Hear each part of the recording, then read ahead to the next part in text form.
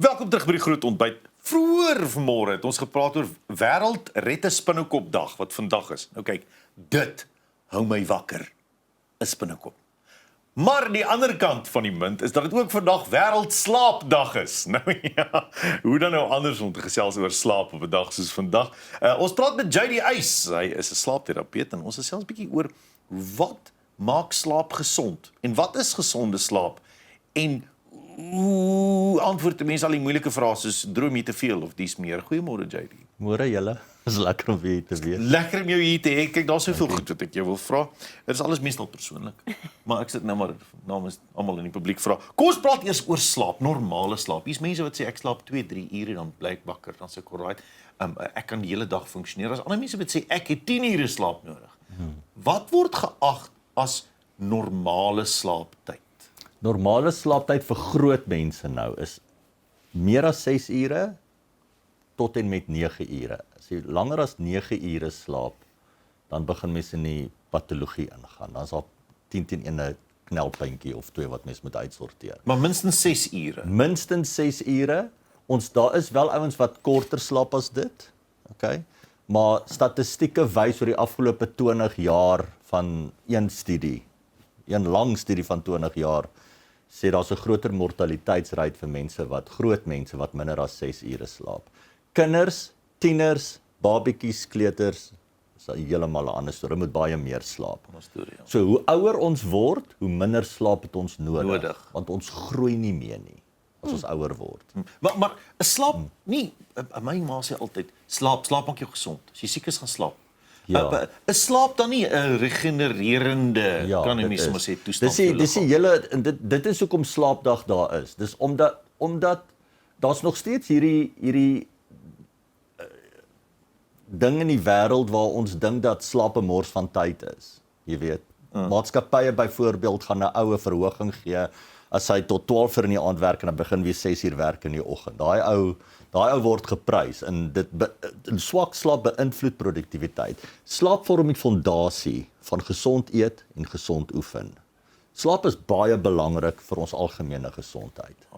So ek weet nie of ek jou vraag beantwoord het nie, maar dit speel 'n rol in terme van hoe produktief ons is, hoe gelukkig ons is, hoe gesond ons is, en hoe ons aangaan met ons lewens. Ja. Moet jy deurslaap of is dit ook genoeg as jy sê maar 2 ure slaap en jy's gou wakker want die honde blaf en dan slaap jy nog 'n uur en dan is jy weer wakker want jy het iets gedroom en dan slaap jy nog 'n uur? Of is dit belangrik dat jy regtig daai 6 ure deurslaap? Slaapkonsolidasie is belangrik. Okay, en ek gaan nou net maar iets daaroor sê. Ons wil graag deurslaap, maar ek bedoel die lewe gebeur. Jy weet, ek bedoel die hond gaan blaf, ons gaan hopelik nou nie elke aand 'n inbreker in ons huis kry nie, maar karre raas, babietjies word wakker, so die lewe gebeur. So ons mik vir omtrent 5 aande in 'n week. Okay, in 'n 3 maande periode. Is dit okay as ons, jy weet, so 'n paar keer wakker word, maar ons wil graag vir minstens 5 aande 'n week wil ons goed en deurslaap. As ons wakker word, kyk jy, ons word vroeër in die oggend. Dit is normaal om wakker te word hier in die latere gedeelte van die aand. Word wakker, draai om, slaap verder. Dis daai wakker word en sukkel om weer in die slaap te raak. Ons noem maintenance insomnia, sleep maintenance. As dit aanhou en aanhou, raak dit 'n issue. Nou praat ek oor konsolidering. Slaapkonsolidering, ja. Dis belangrik. Slaapkonsolidering, want ons gaan deur slaapfases wat belangrik is. In die eerste gedeelte van die aand gaan ons in diep slaap in, wat ons fisiologies herstel en anatomies herstel, ons harte rus, ons organe rus, ons breine rus, en so aan. Dan die remslaapdeelte in die latere gedeelte van die aand, waar ons emosies, ons geheue herkonsilieer en so aan. Is dit waar mense verskriklik droom? Ek droom seker 5 drome 'n aand. Dit hou nie op nie. Ja, nee, dis okay. Ons droom gewoonlik in die vroeë oggendene. Drome is 'n heeltemal 'n ander ballgame in terme van die probleme wat dit kan veroorsaak. Droom is gesond. Ons kan nie in die toekoms indroom nie. So ons droom byvoorbeeld van gesigte wat ons klaar gesien het. Ons kan nie 'n gesig opmaak in ons drome nie. En ons droom oor goed wat gebeur het. Jy weet, en so. Okay, so kom ek sê ek is iemand wat sukkel om te slaap. Kom ek sê ek kry net 3 ure slaap of 4 ure slaap, ek is heeltyd moeg. Hoe help ek myself? So, Daar's 'n tegniek wat ons mense met insomnia help. Daai tegniek word CBTI genoem. Dis kognitiewe gedragsterapie vir insomnia. Dis wêreldwyd eerste lyn behandeling. Okay. Bo slaappilletjies. Okay.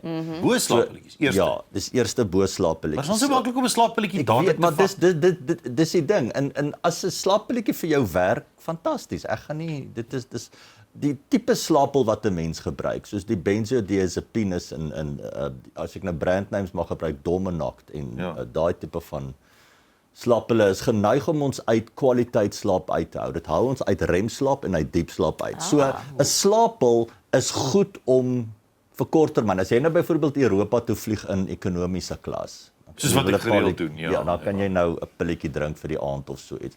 Ons wil nie graag medikasie gebruik vir langer as 3 maande nie. As jy deur 'n moeilike tyd gaan, jy weet, stresvol, dan kan 'n slaappilletjie werk. Maar insomnia wat jy nou gevra het, Jennifer, is dit insomnia is in die meeste gevalle 'n slaapgedragsissue. Ons noem dit 'n biobehavioral condition. So hoe om jouself te help, dit gaan omtrent so 6 weke vat om jou daar uit te kry. Sure. Maar dis baie effektief. Ja. Daar is ander terapieë ook, neurofeedback. Ek weet nie of dit werk nie. Ek het kollegas wat dit doen en ek het saam met kliënte gewerk wat neurofeedback gehad het. En dit kan help, maar daar's baie goeie navorsing oor CBTI al gedoen.